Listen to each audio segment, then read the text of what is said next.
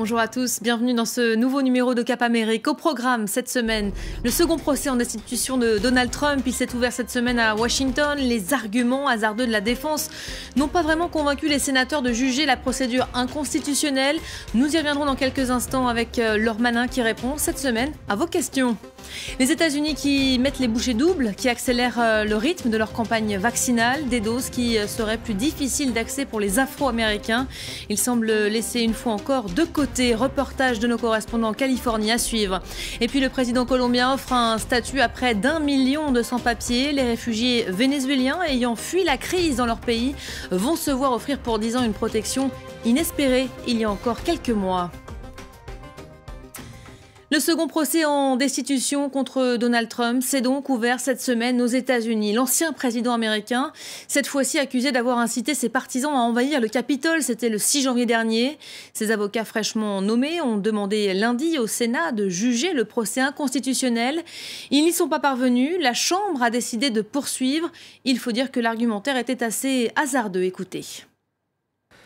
Vous savez, jusqu'au procès de Bill Clinton, personne n'avait vu de son vivant de procédure en destitution d'un président.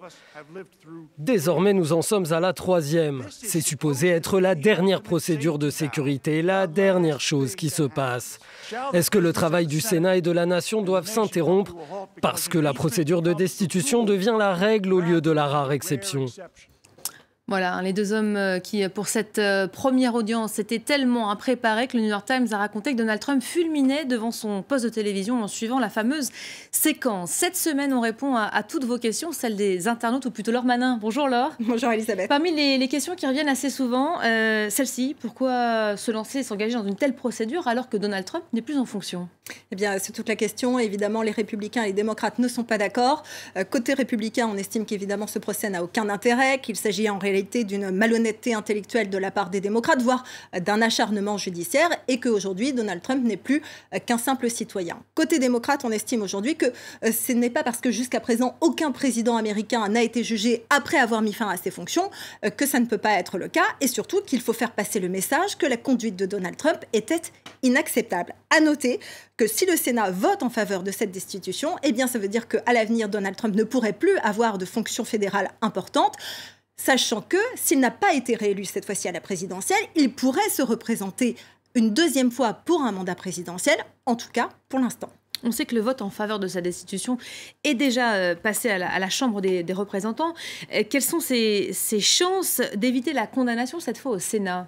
Eh bien, ce sera une question de chiffres. Le Sénat, aujourd'hui, est détenu à 48% par des démocrates, 2 sièges indépendants qui leur sont rattachés et en face 50 républicains. Ça fait donc l'égalité, sauf que pour ce vote, il faut 67 votes qui soient dans le même sens. Ça veut dire 50 démocrates, mais aussi 17 sénateurs républicains. Ça va être très difficile à atteindre. Sachant que pour la première partie, à savoir si ce procès a été inconstitutionnel ou non, 6 républicains seulement se sont rangés au rang des démocrates et que déjà, il y aurait un effet de mauvaise impression dans le public, et le public des partisans de Donald Trump, qui estiment que ces 6 républicains ont lâché le président.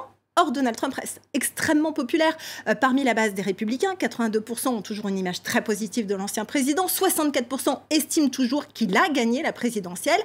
Et les républicains n'ont pas intérêt à anticiper, à pousser les partisans de Donald Trump à créer un 3e parti, comme certains l'évoquent aujourd'hui. Ça leur serait extrêmement défavorable avant les élections de la mi-mandat qui auront lieu en 2022. Ça, c'est pour la procédure de destitution. Est-ce que Trump pourrait encore être jugé pénalement pour l'émeute du Capitole ?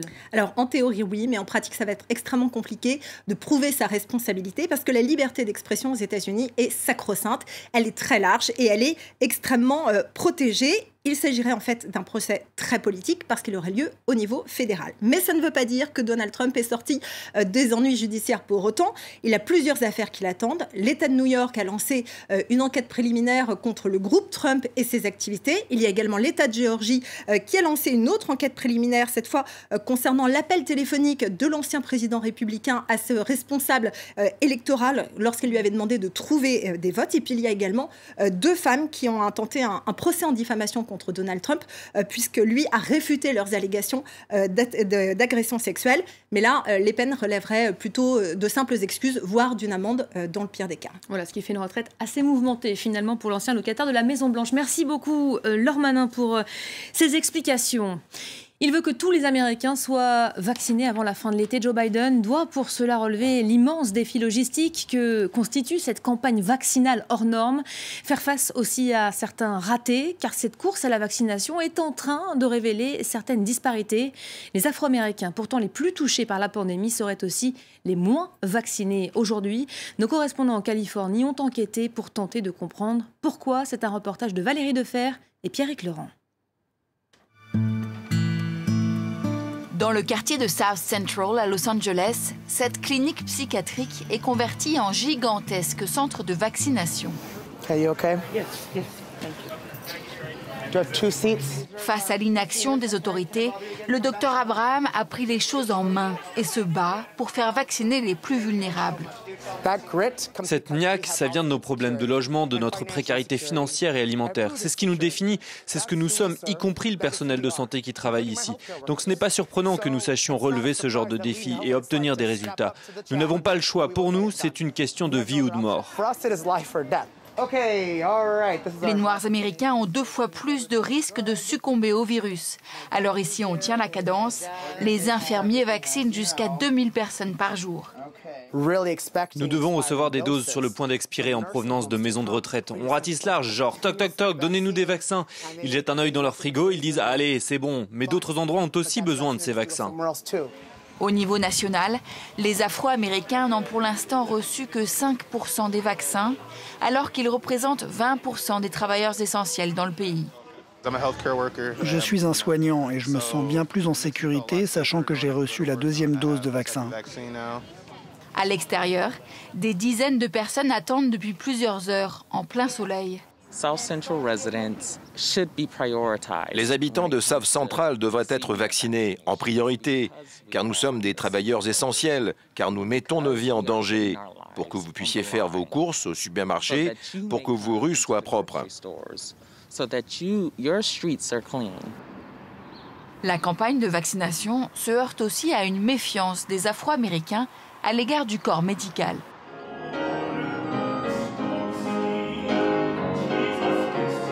Dans cette église protestante désertée, pandémie oblige, la messe est retransmise sur la radio locale. Le révérend Walden encourage à demi-mot ses fidèles à se faire vacciner. My brothers and sisters, we believe in God, but we also believe in the reality of science. Aux États-Unis, plus d'un tiers des Noirs américains n'envisagent pas de se faire vacciner. Une réticence envers la communauté scientifique ancrée dans l'histoire. Ils redoutent d'être à nouveau utilisés comme cobayes. Car beaucoup d'Afro-Américains gardent en tête l'expérience Tuskegee, réalisée sur des Noirs américains atteints de syphilis des années 30 aux années 70. Ils ont sélectionné 600 fermiers en leur disant qu'ils allaient avoir une assurance santé gratuite. Beaucoup de ces fermiers avaient la syphilis et ils ont subi les effets de la maladie pendant des décennies sans recevoir de pénicilline. Dans cette communauté très religieuse, ces leaders spirituels ont une lourde tâche à accomplir, rétablir la foi en la science. La Colombie a offert cette semaine un statut à près d'1 million de sans-papiers vénézuéliens. C'est notre chiffre de la semaine. Le président colombien Iván Duque a annoncé ce lundi la création d'un statut de protection temporaire pour les Vénézuéliens fuyant leur pays. Au cours des dernières années, 1 700 000 d'entre eux ont trouvé refuge chez leurs voisins dans l'espoir d'obtenir là-bas de meilleures conditions de vie. Ici, dans la ville frontalière de Maicao, en Colombie, une personne sur 4 est un réfugié du Venezuela. Dans le pays, plus de la moitié d'entre eux sont sans papier. Les autorités s'apprêtent à leur accorder un statut de protection temporaire pendant 10 ans. Durant cette période, ils pourront demander un visa de résident s'ils décident de rester en Colombie.